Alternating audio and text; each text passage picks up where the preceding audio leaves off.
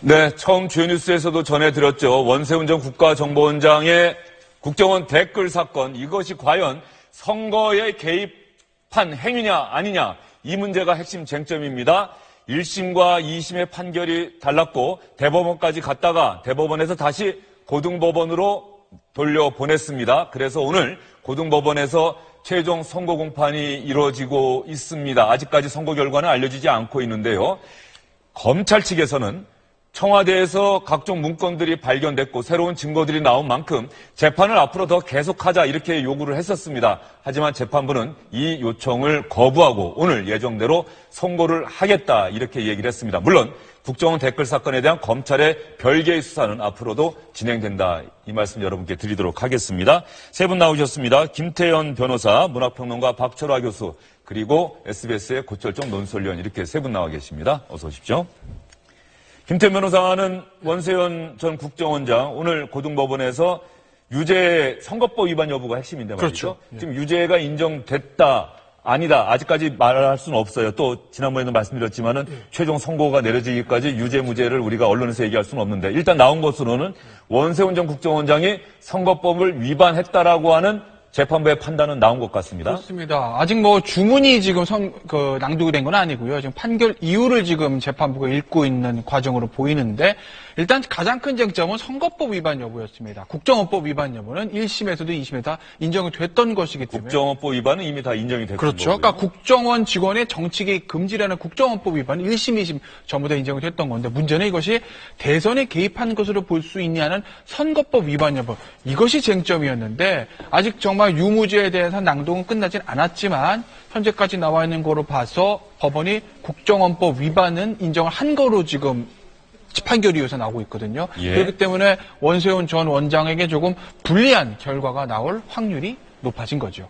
네, 원세훈 전 국가정보원장에 대해서 불리한 판결이 나올 가능성이 대단히 크다, 이렇게 말씀해 주셨고요. 그렇다고 한다면 원세훈 전 국가정보원장 2년 전 항소심에서 법정 구속이 됐다가 보석으로 풀려나서 지금은 불구속 상태에서 조사를 받아왔었습니다. 2년 전에 보석으로 석방될 당시 원세훈 전 국가정보원장이 어떤 이야기했는지 여러분 기억이 안 나실 것 같아서 저희가 보여드리겠습니다. 240여일 만에 풀려나셨는데 신경이 어떠셨어요? 나는 건강이 좀 안 좋으니까 건강 좀 챙기면서 재판 열심히 받겠습니다. 대법원에서 2심의 증거 부분에 대해서 파기환송을 했잖아요. 네. 그 결정에 대해서는 어떻게 생각하세요? 그거는 당연하다고 생각합니다. 그러면 여전히 지시는 구체적으로 하시지 않았다고 생각하세요? 그런데 그 재판에 대한 관계되는 거는 상세하게 제가 이 자리에서 얘기하는 건 바람직하지 않은 것 같습니다. 그러면 보석을 신청하신 배경은? 그런 취지도 있지만은 어쨌든 제가 이 자리에서 재판 관계에 대한 얘기는 안 하는 게 좋을 것 같습니다.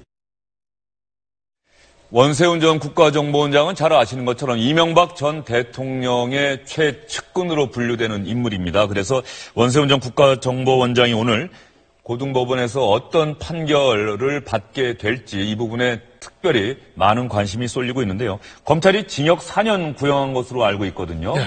재판부가 공직선거법 위반 부분을 인정된다라고 얘기를 했다고 한다면 검찰의 구형량 가까운 형량이 선고될 수도 있을까요? 어떻게 전망하십니까? 그렇죠. 대부분 이제 많이 말씀해 드렸지만 대부분 이제 일반적으로 검찰 구형량보다 조금 낮게 한 2분의 1에서 3분의 2 정도를 이제 구형하는 확률이 가장 높습니다. 이 재판뿐만 아니라 다른 재판들도 보면요.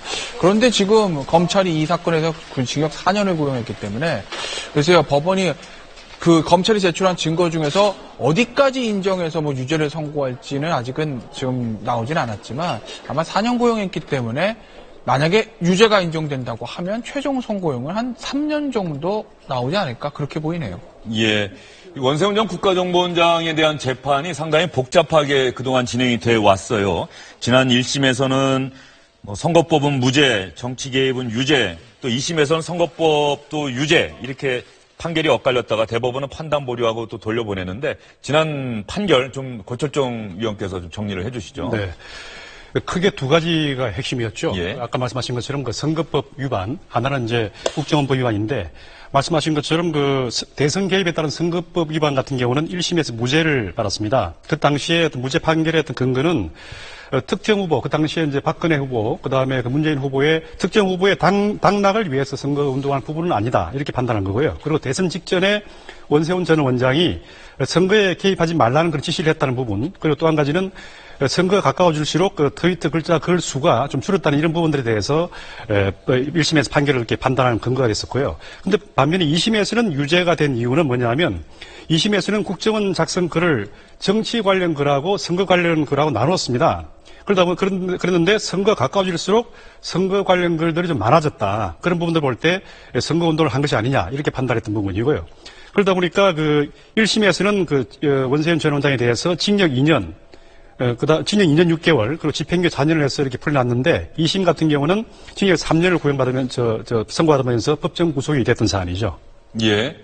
그렇다고 한다면은 1심과 2심 서로 판단이 엇갈렸던 부분, 지난 1심과 2심 재판 말이죠. 왜 이게 엇갈렸는지에 대한 설명이 좀 필요할 것 같습니다. 대선 개입 여부를 바라보는 시각이 재판부마다 달랐다. 이렇게 볼 수가 있을까요? 그렇습니다. 그러니까 1심 같은 경우에는 그 대선 개입의 부분을 어떻게 봤냐면요. 국정원 직원들의 사이버 활동, 선거 시기라고 해서 선거운동이라고 볼 수 없다. 이런 이유로 이제 무죄를 선고를 한 거죠. 그러니까 당시에 댓글 단 것까지는 당연히 인정이 됐는데, 그것은 국정원 심리전단 직원들이 일반적인 어떤 사이버 활동이지, 그게 뭐 대선 시기에 했다고 해서 선거운동이 아니다. 그러니까 선거법 위반이 아니다. 이렇게 본 거고요. 같은 그 심리전단 직원들의 활동에 대해서 2심은 전혀 다르게 봤는데, 특정 정당과 후보자 일방적으로 비난하고 편파적 개입이 있었다. 그래서 유죄라고 본 겁니다. 그러니까 그 선거운동 시기에 있었던 댓글 활동들이 어떤 특정 당시 이제 야당 후보죠. 당시 야당 후보에 대한 비난이 집중이 된 것이기 때문에 통상적인 심리전단 직원들의 통상적인 심리전 활동이라고 볼 수 없고 그것은 선거에 개입하기 위한 활동이다. 이렇게 봐서 공직선거법에 대해서 유죄를 2심에서는 선고를 했던 겁니다. 그런데 대법원에서 말이죠. 이 사안을 다시 고등법원으로 돌려보낸 게 선거법 위반 여부에 대한 법리 적용, 법리 해석이 잘못됐다가 아니라 그렇죠. 증거가 부족하다. 그래서 판단하기가 어렵다. 판단을 보류하면서 다시 한번 심리를 해봐라. 이렇게 보낸 거 아니겠습니까? 예, 그렇습니다. 대법원에서 고등법원의 유죄 판결을 파기하고 다시 고등법원으로 돌려보낸 건, 야, 우리가 봤더니 이게 무죄야. 근데 너희들은 왜 이걸 유죄로 선고했니? 이게 아니고요. 그렇죠. 1심에서 유죄가 나왔었을 때, 그 당시에 이제 증거가 사용됐던 어떤 그 이메일 첨부 파일이라든지 국정원 직원들의 이메일 첨부 파일이라든지 트위터 계정 그런 것들이 그 작성자가 제대로 특정되지 않았고 작성자가 진짜 그것을 작성했는지 확인이 잘 안 되기 때문에 이건 증거로서 쓸 수 없다. 그러니까 증거 능력이 없으니까 그것을 바탕으로 한 유죄 판결은 잘못된 것이다. 그렇게 해서 파기 환송 고등법원으로 보낸 겁니다. 그러니까 고등법원에서 다시 심리를 할 때 만약에 검찰이 그 부분에 대한 것들을 다시 보강을 된다고 하게 되면 그러면 유죄가 나올 가능성은 좀 있었던 거죠. 그러니까 다시 말씀드리지만 증거 능력에 문제가 있었기 때문이지 대법원이 그 증거를 다 보니까 야 아무리 우리가 이메일이랑 트위터 계정 살펴봐도 이거는 선거 개입이 아닌 거 이렇게 하는 것이 아니라 증거 능력이 없으니까 아예 판단하지 않겠다 이렇게 하고 고등법원으로 내려보낸 겁니다.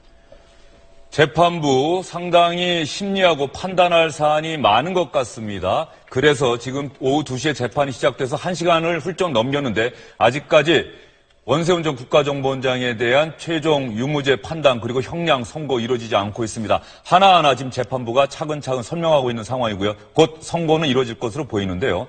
제가 말씀드렸죠. 검찰이 이번 재판 다시 계속할 수 있도록 해달라 이랬던 이유 중에 하나가 새로운 증거물들이 계속해서 공개되고 있기 때문인데요.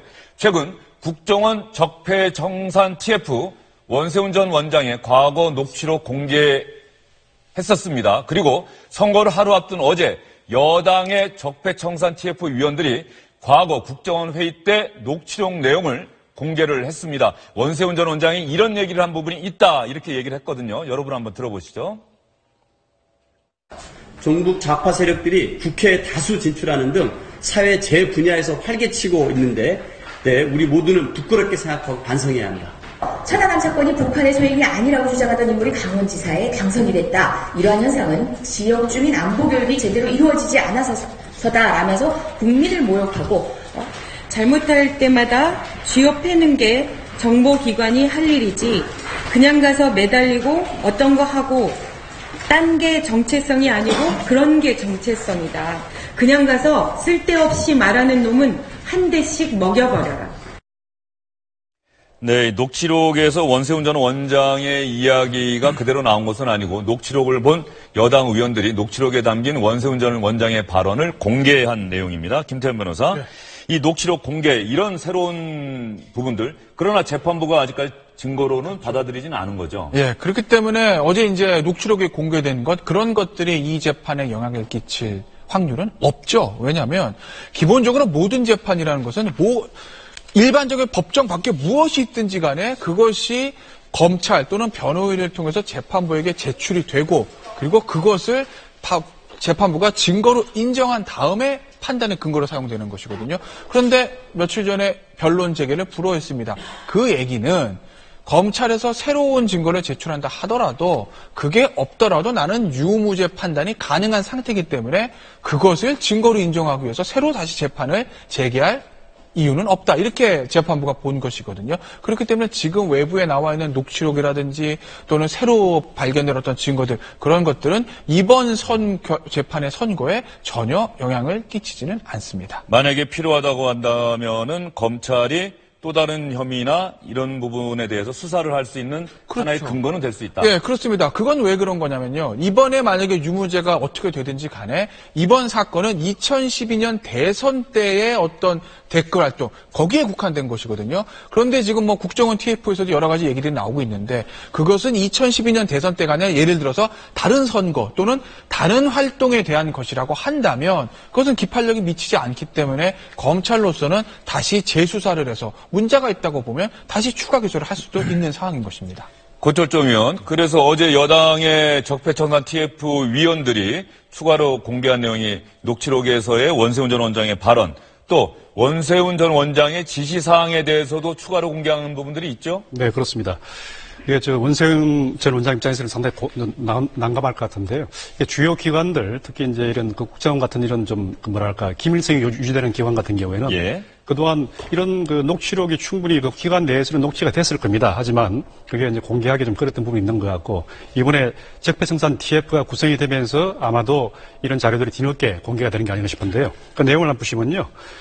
선거 개입 정황을 볼 수 있는 부분이 원세훈 전 원장이 그 지방선거에 어떤 사람이 도움이 될지를 판단해야 된다, 이런 발언을 했었고, 그 다음에 95년도에도 민자당 후보는 국정원에서 정했다, 이런 발언과 함께 또 다른 분을 보면요, 강 건너 불 보듯 할 게 아니라 모든 걸 비밀리에 추진해야 된다, 이런 여러 가지 이야기를 했는데, 또 이 밖에 또 이런 내용이 있습니다. 정부에 적극 동조하는 내용들 중에 하나는 국정원이 앞장서서 정부 정책의 진위를 적극 홍보하고 뒷받침해야 된다, 2010년에 한 이야기고요. 또 야당이 되지 않는 소리를 하면 강하게 쳐박아야 된다, 이런 이야기도 한 적이 있습니다. 그리고 사법부나 또 우리 언론을 향해서 한 내용들도 있는데, 판사도 이미 적이 됐다, 사법 처리가 안 될 것이다, 이런 이야기, 또 그다음에 기사를 잘못 쓴 보도 매체는 없애버리고 공작을 하든지 그런 게 여러분이 할 일이다, 이런 이야기도 했었고, 또 동시에 최근에 나온 어떤 일부 언론의 보도를 보면요, 일부 진보 진영 인사가 그 집행유예 기간 중에 어떤 선거 활동, 교육감 선거라든지 이런 노무현 전 대통령의 어떤 그 관련되는 이벤트 이런 데서 참여해가지고 움직인 거에 대해서 그 사람한테 경고를 해라, 저리 놔둬서는 안 되겠다, 이런 이야기도 하면서 전반적으로 어떤 그 많은 이런 그 개입한 이런 사실들이 뒤늦게 좀 밝혀지고 있습니다. 예. 박철하 교수님, 이게 물론 지금 추가로 공개된 이런 발언 내용들이 오늘 재판에는 영향을 미칠 수는 없어요. 왜냐하면 증거로 채택된 건 아니기 때문에. 그러나 이 발언 내용들을 보면 말이죠. 대한민국의 공직자가 과연 맞는지 좀 의심스럽다, 이런 생각이 절로 들지 않습니까? 네, 원세훈 원장은 워낙 이 정보기관에서 일했던 분이 아니죠. 그리고 이제 서울시에서 오래 근무했죠. 네, 새로 정권이 바뀌면서 그 국가정보원이라는 아주 막중한 국가기구를 맡았는데, 지금 이 발언 내용을 보면 과연 정권을 위해서가 아니라 국가를 위해서 소신을 갖고 일을 해야 할 그런 그 기관장으로서의 자질이 전혀 보이질 않습니다. 여기는 자기가 지지하는 정부와 정권을 위해서 그 국가정보기관이라는 막대한 힘을 이용하겠다는 의도가 너무 뚜렷하게 드러나서 대단히 말하면 공직자로서는 불미스러운 그런 그 모습이고 발언이라 할 수 있습니다. 사실은 현대 사회가 훨씬 복잡하고 다변화될수록 국가 정보기관의 존재 이유는 훨씬 더 커집니다. 그래서 예. 우리가 정말 이 적폐청산 얘기하는데 국정원 같은 국가정보기관이 정권을 위해서 어떤 특정한 정부를 위해서가 아니라 정말 국가와 국민을 위해서, 특히 우리나라는 지금 분단 국가 아니겠습니까? 국정원의 역할이 대단히 다른 나라에 비해서 크면 컸지 적은 나라가 아닙니다. 그래서 국정원이 하루빨리 정권의 이 향배에 따라 움직이지 않고 중심을 잡아줄 수 있는 그런 기관이 되는 어떤 계기가 되었으면 좋겠습니다. 예. 이번 재판의 선고 공판이 예정대로 이루어진다는 얘기가 나오고요. 그러면서 예전에 댓글 부대에서 내가 이랬었다라고 하는 분들의 이른바 양심 선언, 양심 고백이 계속 있었거든요. 어떤 작가분도 공개했던 내용이 제가 기억나는데, 김태현 변호사는 어떤 내용이 좀 기억납니까? 일단 여러 가지들 이제 국정원 민간 댓글 부대 팀장이라는 사람들이 고백한 내용들 중에서 이제 돈에 관한 내용들인데요. 그 국정원 특수활동비에서 이제 돈이 지급이 됐다고 하는데 그 돈에 대해서 활동비는 계좌가 아닌 현금으로 받았다. 그리고 국정원의 지시로 사이버 공작을 활동을 했다. 이렇게 한 것 아니겠습니까? 그러니까 본인들이 이제 자발적으로 본인들의 정치적인 어떤 생각을 밝히기 위해서 그렇게 하는 것이 아니라 국정원의 지시, 그리고 그것도 돈을 받고 얘기를 했다는 것이죠. 계좌가 아니라 이제 현금으로 줬다. 대부분 이제 우리 현금 거래 같은 경우에는 뭔가 좀 석연치 않은 것을 좀 은폐하고 싶을 때 계좌보다는 현금으로 하지 않습니까? 현금으로 주기 하려면 또 만나고 이래야 되는데요. 좀 불편한 건데요. 그럼에도 불구하고 계좌 거래가 아니라 현금 거래까지 하고 했다는 얘기는 이게 국정원의 어떤 지시와 어떤 조직적인 어떤 그런 움직임으로 인해서 그런 민간인들이 댓글 작업에 참여한 건 아닌가. 그것에 대한 어떤 민간인 팀장들의 고백이 지금 계속되고 있는 거죠. 원세훈 전 국가정보원장에 대한 파기환송심 선고공판이 이뤄지기까지 우여곡절이 많았습니다. 검찰 입장에서는 국정원 댓글 사건을 수사했던 많은 검사들이 팀을 떠났습니다. 윤석열 서울중앙지검장, 서울중앙지검으로 옮겼죠. 박형철 검사, 검찰을 아예 떠나버렸죠. 또 일부 검사는 국정농단 사건 수사팀으로 급파가 됐죠. 이래서 공소유지 자체가 대단히 어려웠던 상황이다. 이런 얘기도 있었습니다. 그러면 여기서 박철하 교수님, 국정원 댓글 사건, 저는 그 장면이 지금도 기억납니다. 지난 2012년 대선을 하루 이틀 남겨두고 민주당 의원들이 국정원 댓글 부대가 지금 안에서 뭔가 쓰고 있는 오피스텔이다 그래서 급습을 했고 대치하고 이랬던 장면이 기억나는데, 그로부터 지금 벌써 5년 가까운 시간이 흘렀어요. 많은 우여곡절이 있지 않았습니까? 네, 워낙 중대한 사안이다 보니까 이 사건과 관련해서 수사에 임했고 수사의 방향을 정하고 이런 분들에게 커다란 일신상의 변화가 있었죠. 검찰총장 같은 분은 정권이 바뀌고도 계속 직위를 유지했는데 이 수사의 어떤 운영하는 방향에 대한 권력과의 불화로 검찰총장직을 불명예스럽게 떠나야 했고, 또 지금 우리 대중들의 많은 사랑을 받는 중앙지검장 같은 분은 좌천이 되었다가 다시 새 정부 들어서 그 용기를 높이 평가받아서 중앙지검장으로 화려하게 복귀를 하셨고, 앞서 말씀드렸듯이 다른 수사 인력분들도 일신상의 변화가 있었습니다. 근데 사실은 이게 국가정보원이 정말 올바른 처신했다면 이러한 적폐청산 TF의 내부 녹취록이라든가 양심 고백 같은 것조차도 나와서는 안 됩니다. 이건 나오고 있다는 것 자체가 뭔가 대단히 문제가 있다는 거거든요. 그래서 어쨌거나 이번 정부에서는 저런 국가정보원을 공정하게 운영을 해서 다음에 설령 정권이 바뀌는 그런 상황이 온다 하더라도 국가정보기관이 개입된 이런 불미스러운 일로 뉴스를 장식한 일은 없었으면 합니다. 네, 국가정보원, 대한민국에서 정말 필요한 기관입니다. 정보기관입니다. 정치에 개입하는 일, 이번 재판을 계기로 해서 정말 더는 우리 시청자 여러분들께서 듣지 않아도 될 그런 이야기가 아닐까 싶습니다. 원세훈 전 국정원장에 대해서 이제 남은 부분은 재판부의 유무죄 판단과 형량 선고입니다. 이 얘기는 저희가 다른 이야기 전해드리면서 나오면 실시간으로 자막과 함께 제가 읽어드리도록 하겠습니다. 저희는 다음 소식으로 넘어가도록 하겠습니다.